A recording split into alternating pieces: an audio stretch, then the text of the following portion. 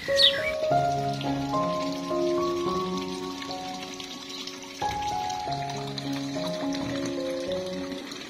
guys, bagaimana kabar kalian? Pastinya kalian selalu dalam keadaan yang sehat dan ikan-ikan koi peliharaan kalian berbahagia. Agar terciptanya suatu ekosistem yang nyaman ditempati oleh ikan koi yang kita pelihara, maka kolam koi haruslah dibuatkan rekayasa jalur aliran untuk perputaran airnya, seperti pemipaan untuk sirkulasi air, jalur backwash atau jalur pembuangan kotoran, dan juga sistem filtrasi pada setiap chambernya. Sebagus apapun kolam koi, sebesar apapun ukuran chamber, dan sedetail apapun sistem pemipaannya, tidak akan bisa mengolah air kolam tanpa dilengkapi dengan media filter pada masing-masing chambernya guys.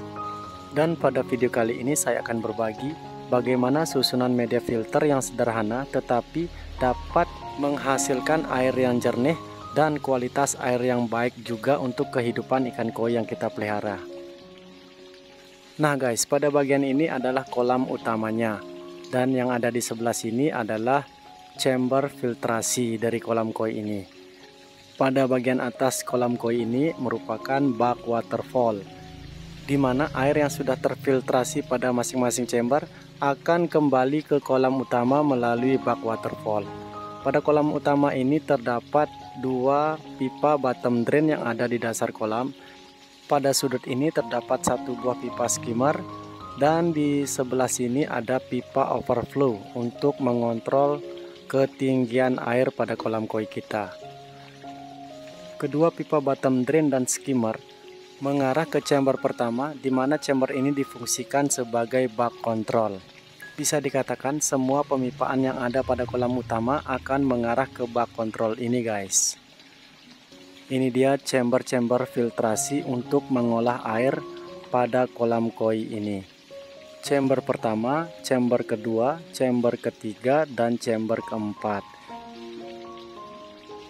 Jadi simulasi kolam koi ini saya buatkan 4 chamber untuk filtrasi airnya, di mana setiap chamber memiliki fungsi yang berbeda. Yang pertama bak kontrol, yang kedua chamber mekanis, yang ketiga chamber biologis, yang terakhir adalah chamber untuk rumah mesin pompa. Pada dasar masing-masing chamber, alangkah baiknya dibuatkan tatakan seperti ini. Fungsinya agar kotoran-kotoran padat yang masuk pada setiap chamber mengendap di dasar chamber dan akan mempermudah kita di saat akan melakukan backwash. Di sini juga dilengkapi dengan pipa-pipa saluran pembuangan pada masing-masing chambernya guys. Sebelum mengarah ke susunan media filternya, saya akan menjelaskan sedikit proses flow-nya air dari kolam utama menuju ke chamber untuk proses filtrasi. Air pada kolam utama akan menuju ke chamber pertama atau bak kontrol melalui pipa bottom drain yang terpasang di dasar kolam. Setelah itu, kotoran-kotoran yang ada pada kolam utama akan terserap melalui pipa bottom drain ini, dan kotoran berat akan mengendap di dasar chamber. Kotoran berat seperti feses ikan, lumpur, dan lain sebagainya. Dan untuk membersihkan chamber pertama ini juga sangat mudah. Di sini sudah dibuatkan saluran pembuangan pada dasar chamber. Dikarenakan kolam koi membutuhkan gaya gravitasi untuk sirkulasi air, maka chamber pertama ini haruslah dibuat lebih rendah dari posisi chamber-chamber yang lain dan kolam utama.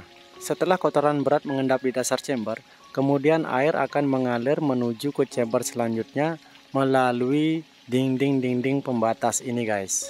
Ini adalah dinding pembatas chamber yang dibuat dengan sistem double wall. Air akan mengalir menuju ke bawah chamber kedua, yaitu chamber filter mekanis, di mana fungsi dari chamber mekanis ini adalah untuk menyaring air agar air kolam koi kita tetap terlihat bersih. Agar air kolam dapat terfilter pada chamber ini, maka chamber mekanis ini harus dilengkapi dengan media filter mekanis. Media-media filter mekanis yang bisa digunakan banyak macamnya, seperti jaring nelayan, jet mat, brush, dan lain sebagainya. Dan untuk water polisher pada chamber mekanis ini saya menggunakan biofoam. Water polisher Fungsinya agar air tersaring lebih maksimal. Jadi susunan medianya cukup seperti ini saja.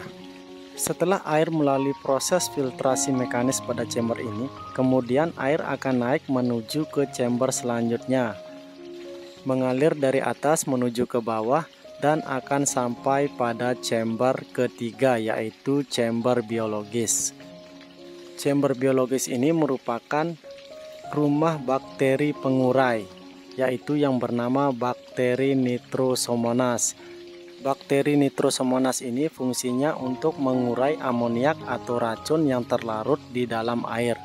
Bakteri Nitrosomonas ini membutuhkan rumah atau tempat mereka berkembang biak. Jadi, pada chamber biologis ini perlu ditempatkan media filter biologis. Media filter biologis juga banyak macamnya, dari harga yang termurah, sedang, dan yang termahal juga ada. Contohnya untuk media filter biologis kalian bisa gunakan batu apung, bisa juga menggunakan biobol, bioring, lava rock, dan lain sebagainya. Setelah melalui proses filtrasi biologis, air yang sudah bersih dan pastinya aman untuk ikan koi akan bergerak naik dan melewati water polisher ini. Di sini juga saya tempatkan water polisher agar lebih maksimal. Biofoam ini juga bisa difungsikan sebagai media filter biologis.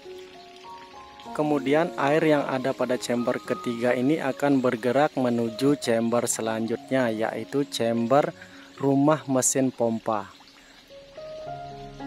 Pada chamber terakhir ini tidak diletakkan media sama sekali, karena ini dikhususkan untuk mesin pompa saja.